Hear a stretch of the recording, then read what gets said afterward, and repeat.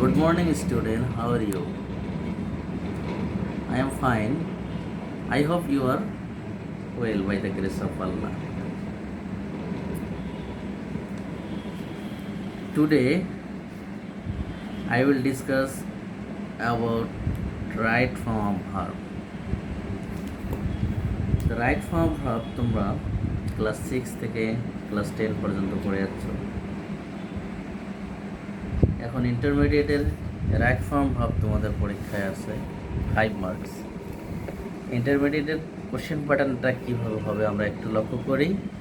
Question প্যাটার্নটা একটু read the text and fill in the gaps with the correct form of verbs as first subject and content.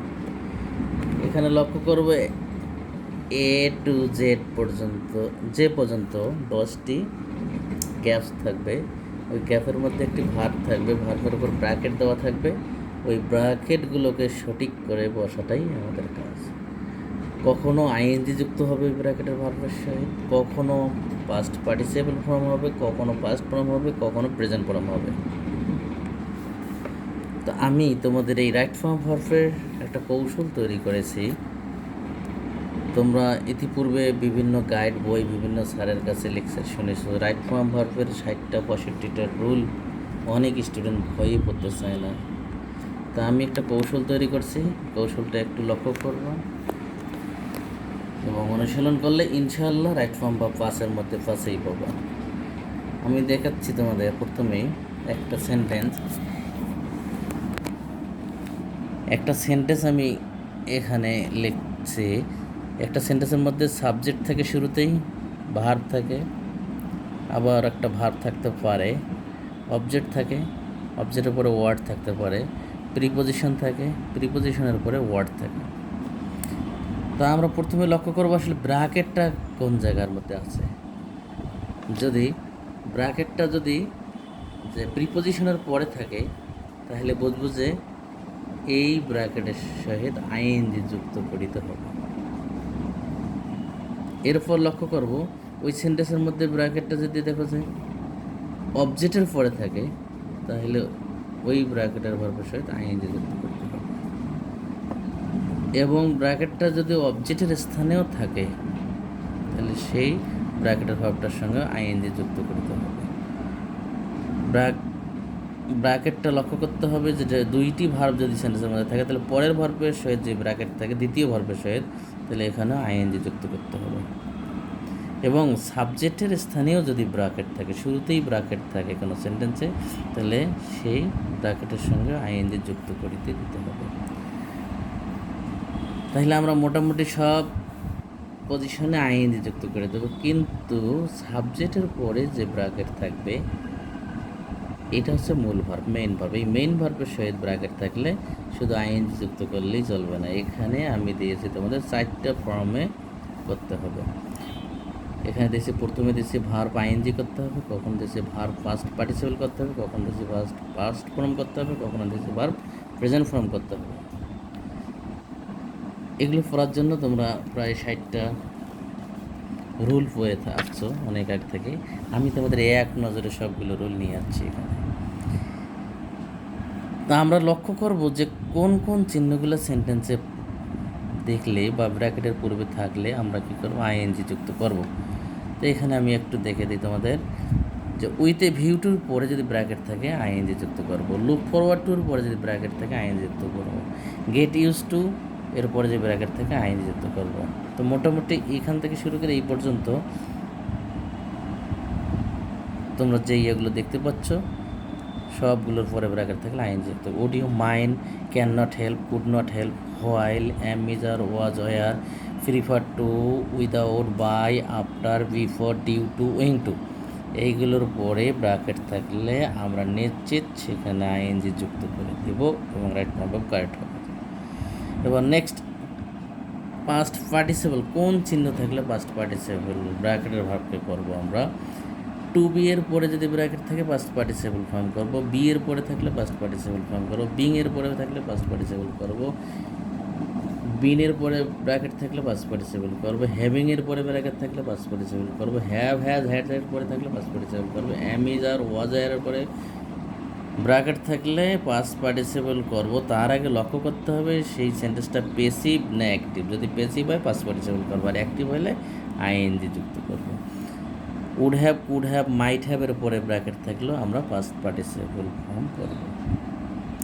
Next আমরা লক্ষ্য করব verb past form কোন কোন চিহ্ন থাকলে পাস্ট ফর্ম করতে হবে। যদি সেন্টেন্সের শেষে বা শুরুতে ইয়েস্টারডে থাকে, অ্যাগো থাকে, লং অ্যাগো থাকে, লাস্ট নাইট থাকে, তাহলে আমরা পাস্ট ওই ব্র্যাকেটের ভার্বের সহিত পাস্ট ফর্ম করে দেবো। It is time, it is high time থাকে, তাহলে ওই ব্র্যাকেটের ভার্বের সহিত পাস্ট ফর্ম করবো। অ্যাজ ইফ বা অ্যাজ টু থাকলেও পাস্ট ফর্ম করবো। উইশ পেন্সি থাকলে পাস্ট ফর্ম করবো।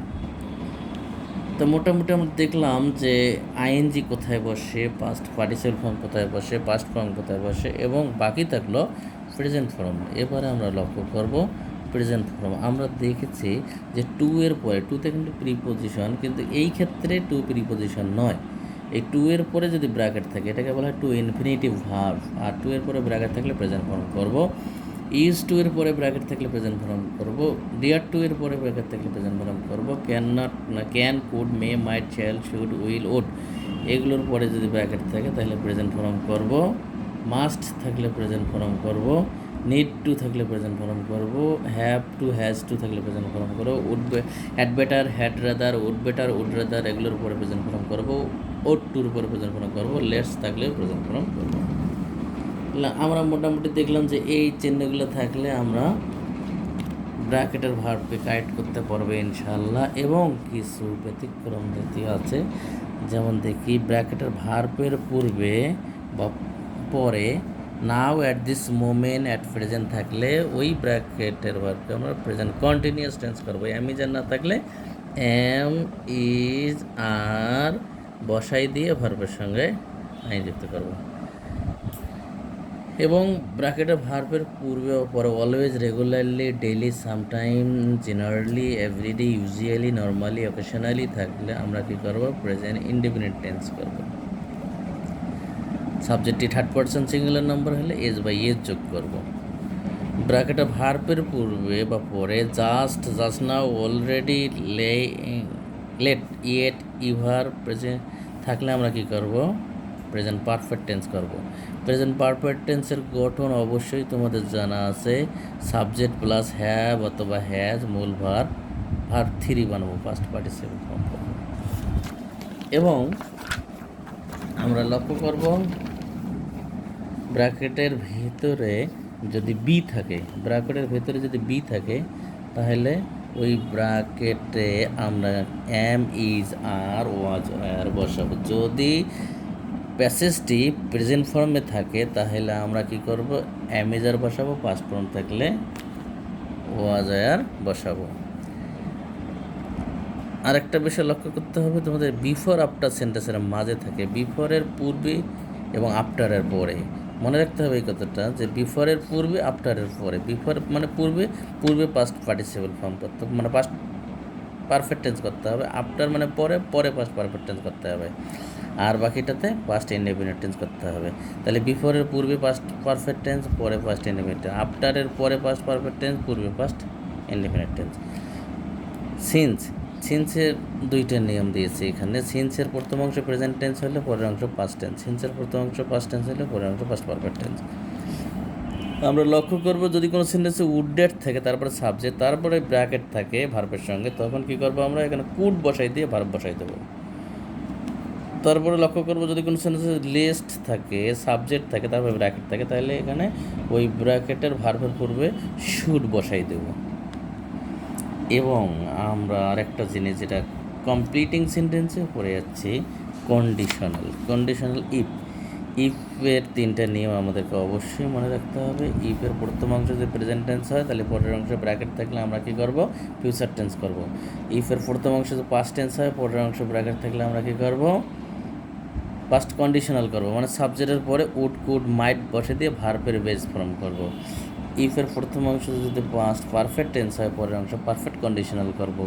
পারফেক্ট কন্ডিশনাল কি, সাবজেক্টের পরে have, would have, could have, might have বসাবো, ভার্ব পাস্ট পার্টিসিপল ফর্ম করব। এখানে থার্ড কন্ডিশনালের ক্ষেত্রে ইফও শুরুতে থাকতে পারে, হ্যাডও থাকতে পারে। এবং একটি কথা না বললেই নয় যে যদি কোনো সেন্টেন্সে অ্যান্ড থাকে কম্পাউন্ড সেন্টেন্সে, অ্যান্ডের পূর্বে যে টেন্স থাকবে পরে ওই টেন্সেই হবে। যদি ব্র্যাকেট অ্যান্ডের পরে থাকে তাহলে পূর্বের ভার্ব অনুযায়ী এই ব্র্যাকেটকে কারেক্ট করতে হবে। যেখানে যদি পাস্ট টেন্স থাকলে এখানে পাস্ট টেন্স, এখানে প্রেজেন্ট টেন্স থাকলে এখানে প্রেজেন্ট টেন্স। আই উইশ থাকলে শুরুতেই, পরে যদি সাবজেক্টের পরে ব্র্যাকেট থাকে তাহলে এখানে ওয়ার বি থাকে কিন্তু ব্র্যাকেটের মধ্যে, তাহলে এখানে ওয়ার বসাই দেবো। তাহলে এই মোটামুটি আমাদের রাইট ফর্ম ভার্বের লেকচার। আমরা যদি এই কৌশল অবলম্বন করি ইনশাআল্লাহ রাইট ফর্ম ভার্ব পাসের মধ্যে পাসে আমরা ক্যারি করতে পারবো। কিন্তু আমাদের বেশি বেশি চর্চা করতে হবে, বোর্ডের কোশ্চেনগুলো বেশি বেশি চর্চা করবো। তোমরা এক নজরে রাইট ফর্ম ভার্বের এই পেজটা তোমরা সব সময় ফলো করবা, তোমাদের আয়ত্তের মধ্যে যেন আসে, তাহলে রাইট ফর্ম ভার্ব তোমরা পাসের মধ্যে পাসেই ক্যারি করতে পারবা। তা আজকে আমার লেকচার এ পর্যন্তই। ধন্যবাদ তোমাদেরকে আমার লেকচার রেগুলার শোনার জন্য, এবং আমি আগামী দিন তোমাদের লেকচার দেব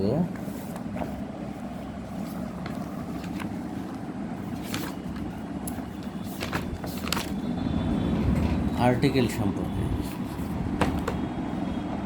আমি প্রথম লেকচার দিয়েছিলাম ফ্রেজ অ্যান্ড ওয়ার্ড সম্পর্কে, ওয়ার্ড অ্যান্ড ফ্রেজ সম্পর্কে, তারপরে দিলাম কমপ্লিটিং সেন্টেন্স সম্পর্কে, আজকে দিলাম রাইট ফর্ম ভার্ব সম্পর্কে, এবং আগামী দিন লেকচার দেবো আর্টিকেল সম্পর্কে। অবশ্যই আর্টিকেল লেকচারটা শুনবা, শোনার জন্য থাকবা। ধন্যবাদ সবাইকে। আমি এখানেই আমার লেকচার